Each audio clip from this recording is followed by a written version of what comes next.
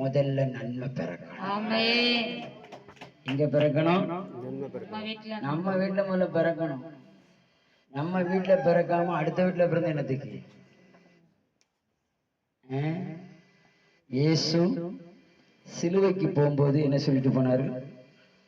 முதல்ல உனக்காக ஜெபிச்சுக்கோ, அப்புறம் மணிப்பூர் காரிக்காய்ச்சி. நான் உன்னை மணிப்பூர் காரிக்காக ஜெபிக்க வேண்டாம்னு சொல்லல. உனக்காக ஜெபிக்கும்போது உனக்கே அற்புதத்துக்கு நீ விசுவாசிக்க மாட்டேங்கிய. எங்கேயோ ஒருத்திக்கு அற்புதம் நடக்க மட்டும் ஏன் உனக்கு அவ்வளவு ஆசை? உனக்கு ஏன் அவ்வளவு ஆசை? அப்போ இங்கதான் என்ன இருக்கு? முதல்ல இங்கதான் அற்புதம் நடக்கணும். இல்லையா? முதல்ல உங்க வாழ்க்கையில அற்புதம் நடக்கணும். அப்பதான் உங்க ஜெபம் ஜெயமான ஜெபம். இல்லையா? ஜெபம் பதில் தரவில்லை என்றால்